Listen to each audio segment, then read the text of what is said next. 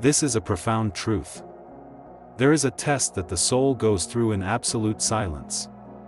It lies beyond the competence of therapists, beyond the pages of countless self-help books, and even beyond the understanding of those who love you the most.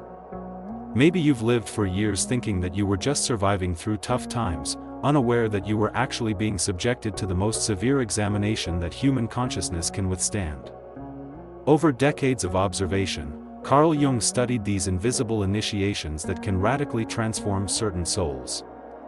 Jung saw how some people enter into what can be called the process of true individuation, passing through the doors of the deepest suffering. These sufferings do not leave external scars, but they melt the inner essence, like metal on fire. Signs of such a transformation rarely catch the eye.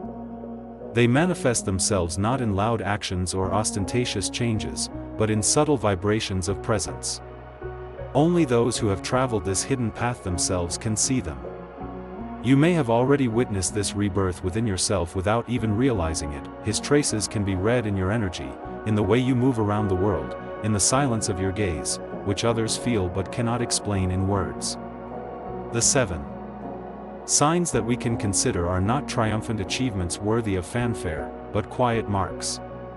Evidence that consciousness has been forever changed by meeting its own deepest truth. Jung came to believe that some souls experience what can be called a second psychological birth during one lifetime. And this birth never announces itself loudly. It comes in between words, in the pauses after storms, at the very moment when you suddenly realize, the man you fought so hard for to become one, it has been living inside you for a long time. The question here is not whether you are worthy of this change, but whether you are able to recognize and accept that it has already happened. Like a tree that grows stronger after being struck by lightning, the human psyche acquires a new form of stability. It is not a fragile force that stubbornly resists every wind, but a flexible power that knows how to bend but not break, which includes challenges and difficulties as part of its own nature. After going through this, a person learns to process the blows of fate. Poison turns into medicine, chaos into clarity, pain, and deep inner knowledge.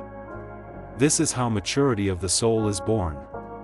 Not for show, but in the silent depths, where true power is always combined with wisdom and silence.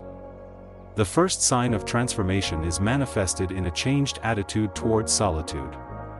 If before loneliness seemed like a punishment, a source of pain and emptiness, now it reveals itself as a sanctuary, a quiet space in which the soul finds breath and strength.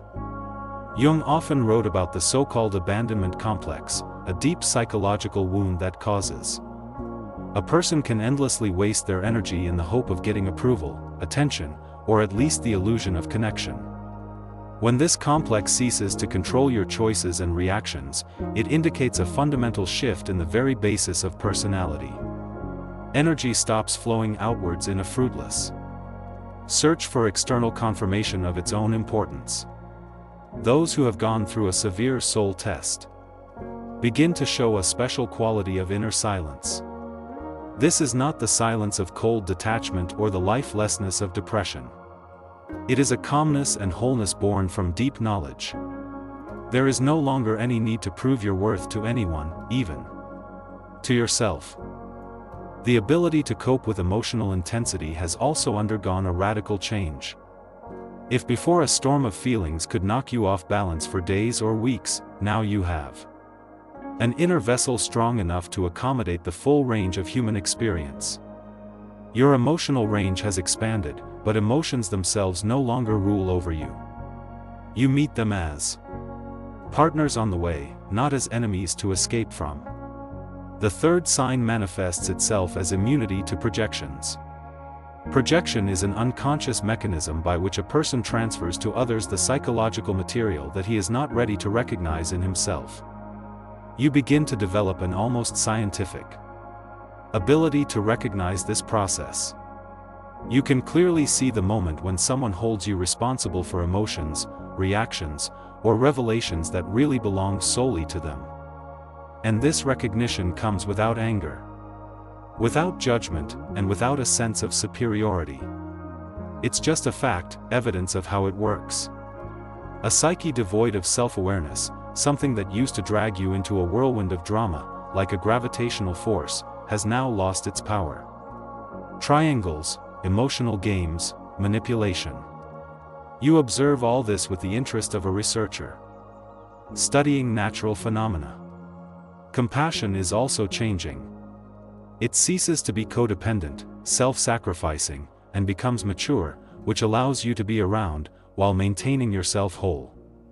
You are able to be present in someone else's pain without dissolving into her. This is due to what Jung called the transcendent function, the ability of consciousness to transcend dualistic conflicts and narrow roles in order to see broader patterns. This function is activated in you especially when others bring their crises to you. You no longer experience the same automatic anxiety that turned someone else's emergency into your own. Instead, there is a calm knowledge of the limits of your responsibility and wisdom to let the other face his own trials. Gradually, you are moving away from those relationships where your energy served only to maintain someone's precarious balance. And this is detachment, not cruelty, but clarity. This is the difference between helping a person grow and unconsciously supporting them in avoiding the necessary lessons.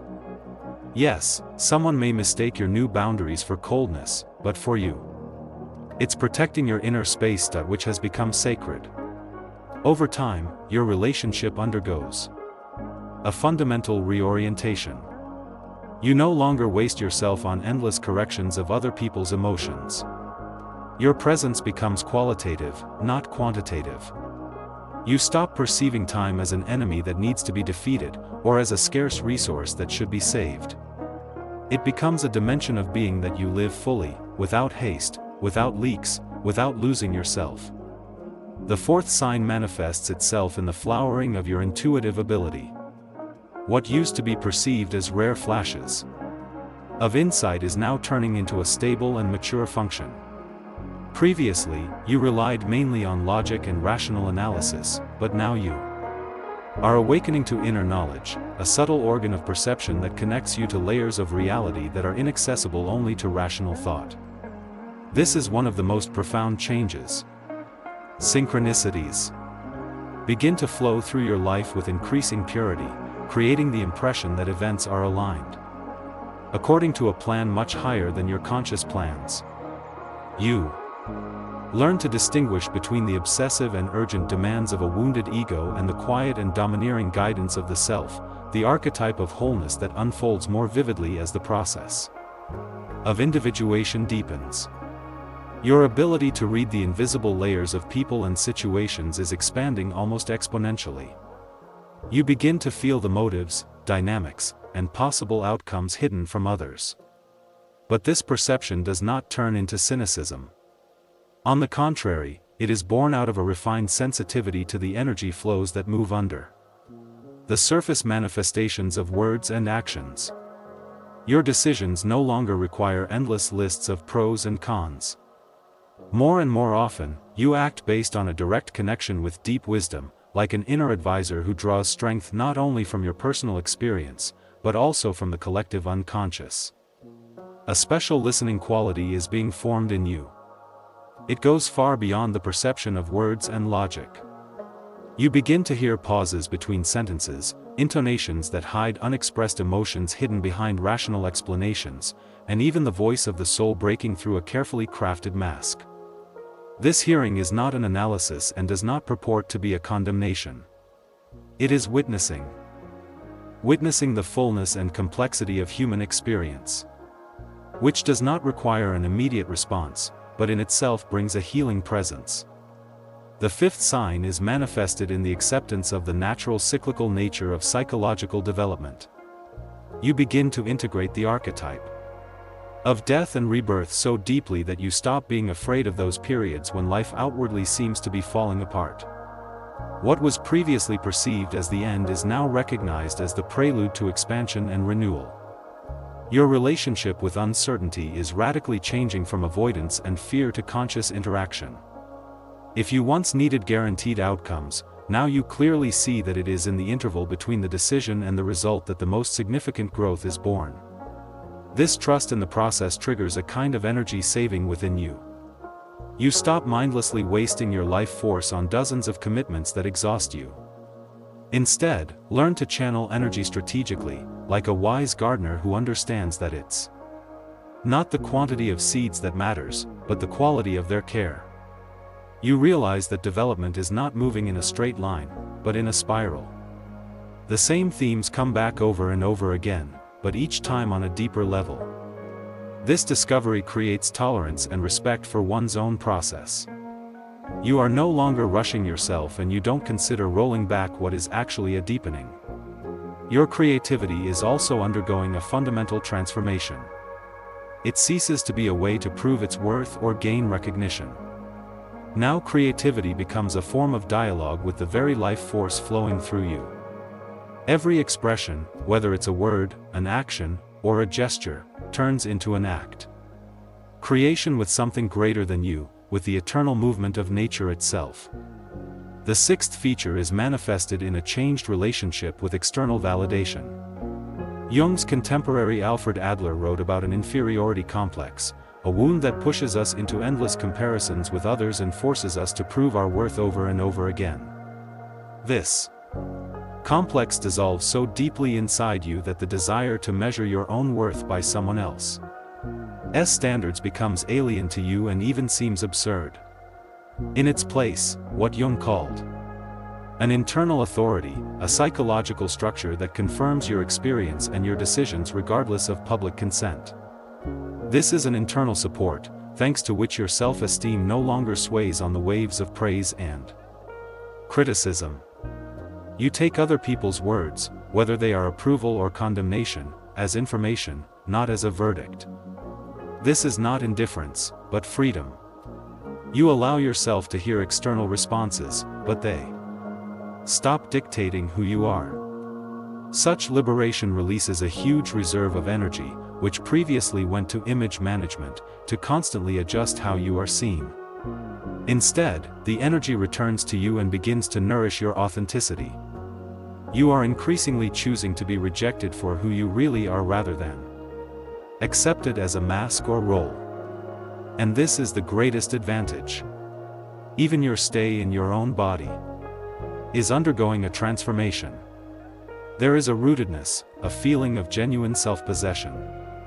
Your movements become confident without because you are trying to make an impression, but because you feel belonging primarily to yourself. You walk around the world as a person who does not need to fawn over, because he has already made a major alliance, an alliance with himself. The seventh sign manifests itself as sophisticated entertainment in where you invest your energy. The process of individuation finds its completion in what can be called energy sovereignty. The ability to protect and channel one's own life force not through struggle or aggression, but through clear and informed choice. Your presence becomes more selective and therefore more valuable. You are no longer giving yourself away indiscriminately. This is not arrogance or alienation, but wisdom born from the recognition of the sacred nature of your inner energy. You have a natural authority. This is not power over others, but power over oneself. It is the true sign of psychological maturity. The guilt that once accompanied your borders is disappearing. Now you are protecting your life force, just as naturally as any person protects a valuable resource. You learn to recognize those people, projects, and circumstances that exhaust you without bringing anything in return, and you no longer cling to them. Your relationship with suffering also changes at the same time. If pain used to be the enemy you were running from, now it becomes a teacher whose lessons are gratefully accepted. This is not a search for suffering for the sake of suffering, but a willingness to extract wisdom from those trials that cannot be avoided. A special silence follows you. This is not a lack of movement, but a deep concentration, which in itself attracts those who are looking for something that they do not know how to name. You become a living witness to the individuation of the soul. Your relationship with Nadezhda is also undergoing a mature transformation. Hope stops be an empty expectation of external outcomes. It turns into confidence in the process of life itself and trust in one's ability to meet everything that arises. This second psychological birth marks not a simple recovery, but a fundamental restructuring of consciousness. You become free from the old programs and dependencies. There is a sense of completion that is not related to external achievements, but is based on inner reconciliation. You no longer need to heal from the past. Have you learned how to create from the present? The moment. The person you once thought you should become turns out to be just a limitation compared to the unique person you already are. Your journey continues, but the crucial phase is over. You have gone through the most severe test of the soul, coming out of it not without scars, but with an integrated consciousness, not unchangeable, but more true. The test revealed your true nature. The mystery that Jung comprehended all his life has now become your living reality. The soul does not grow in spite of suffering, but through a conscious and transformative attitude towards it. Your pain has become your teacher. Your wounds have turned into your wisdom. You carry the quiet dignity of someone who has fully met himself and found not perfection, but wholeness. And if you recognize yourself in these signs, know that you have passed an initiation that most will never understand. Your transformation serves not only your own evolution, but also creates a living model for others. And your path of conscious evolution is just beginning. If you liked the video, subscribe to the channel. Thanks for watching.